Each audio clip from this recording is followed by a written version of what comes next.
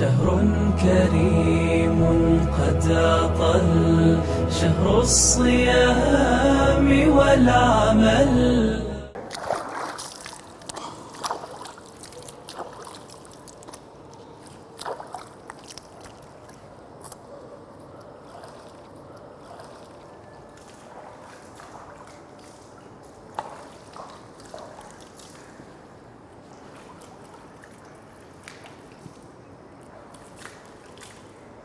अरे सिद्दीकी क्या कर रहे हो और कैसे कर रहे हो? वज़ू इस तरह किया जाता है?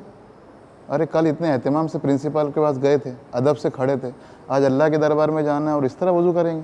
ना सुन्नत की रियायत है ना अदब की रियायत है।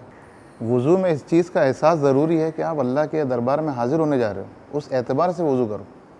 मैं आपको सिखाता हूँ कि वज़ू किस तरह किया जाता है, सीखेंगे ना? देखिए मैं किस तरह वज़ू करता हूँ। सबसे पहले आपको नियत करना है कि मैं वज़ू कर रहा हूँ अल्लाह के दरबार में हाजिर होने के लिए। दिल से नियत करना काफ़ी है। उसके बाद बिस्मिल्लाह बोलते हुए सबसे पहले 3 मरतबा ये हाथ धोने हैं। हाथ धोने के बाद कुल्ली करना है, और कुल्ली में मकसद कुल्ली का है कि मुंह साफ़ हो जाए। हुज़ूर पाक सल्लल्लाहु अलैहि वसल्लम ने उसके लिए हमेशा मिसवाक का एहतमाम किया है, और फ़जीलत में ये भी बतलाया है कि उसकी वजह से आपकी नमाज 70 गुना उसका सवाब बढ़ जाता है। और हुज़ूर पाक सल्लल्लाहु अलैहि वसल्लम ने हमेशा उसका इस्तेमाल किया ताकि मुँह अच्छी तरह साफ़ हो। मिसवाक को पकड़ने का तरीका यह है कि आप उसको इस तरह पकड़ें और उसको घसने के टाइम पे इस तरह मलें, ऊपर नीचे ना मलें, ताकि आपके मसूड़े में तकलीफ़ ना हो जाए, और हर मर्तबा उसको धोएं। ठीक है? मिसवाक करने के लिए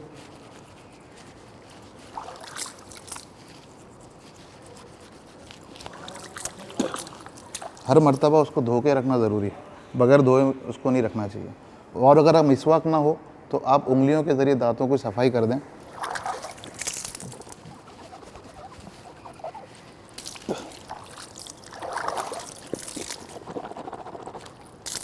कुल्ली करने में एहतिमाम करें ताकि मुंह के अंदर पानी अच्छी तरह घूमे और अच्छी तरह सफाई हो, और ये 3 बार करना है।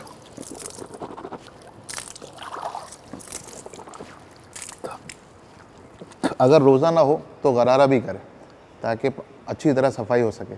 उसके बाद नाक के साफ़ करने का मसला है। नाक के लिए इस्तिंशाक का लफ्ज़ आया है।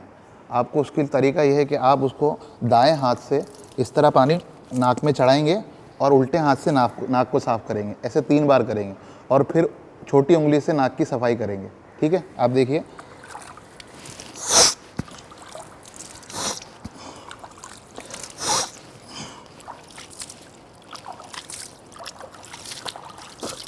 उसके बाद आपको चेहरा धोना है। चेहरा 3 मरतबा धोना है।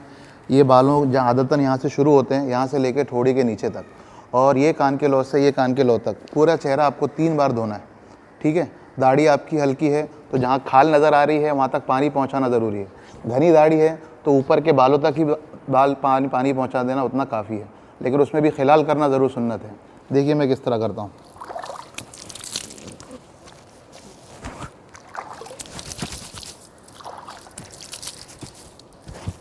ये आपका 1 मरतबा हुआ।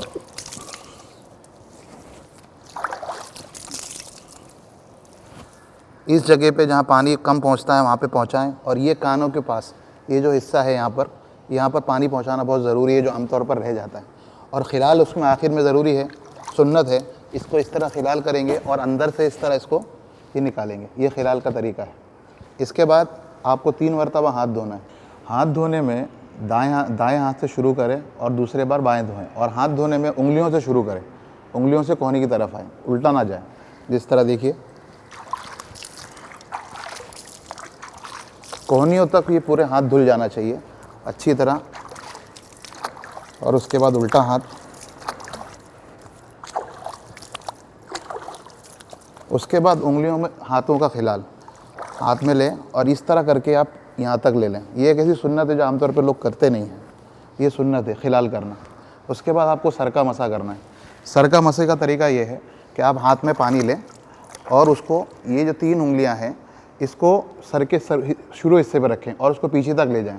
फिर इस हिस्से से आपको वापस आना है, और उसके बाद ये जो उंगली है आपकी, उससे कान साफ़ करने हैं, और इस वाले हिस्से से आपको कान के पिछले हिस्से पे करना है।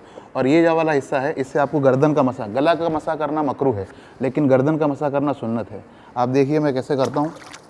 इसको इस तरह कीजिए, यहाँ रखिए और यहाँ से ऐसे यहाँ तक ले गए। फिर उसके बाद ये आए अब ये उंगली आपकी है, इससे कान का पूरा इस तरह लीजिए, इस हिस्से से ये पीछे का लीजिए, और ये जो हिस्सा बचा है उससे आप ये पीछे की गर्दन इस तरह, ये आपका मसा हो गया। पैर धोने में भी दाएं पैर को पहले धोएंगे फिर बाएं पैर को, और उसमें भी उल्टे दाएं हाथ से पानी डालेंगे और उल्टे हाथ से मलेंगे, ठीक है। और इसके अंदर एक गड्ढा होता है पैरों में, तो उसमें ख़ास तौर पे वहाँ पर पानी पहुँचाना ज़रूरी। देखिए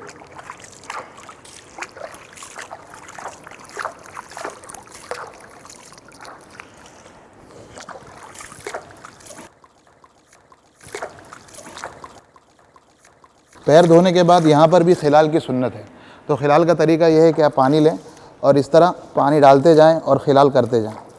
हालांकि पानी पहुँच जाता है, लेकिन ये एक सुन्नत है।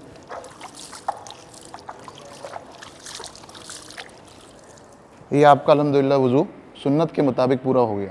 अगर इस एतबार से आप वज़ू करेंगे तो सुन्नत ये वज़ू का सवाब भी मिलेगा और इसकी बरकतों से नमाज में खुशू भी पैदा होगा।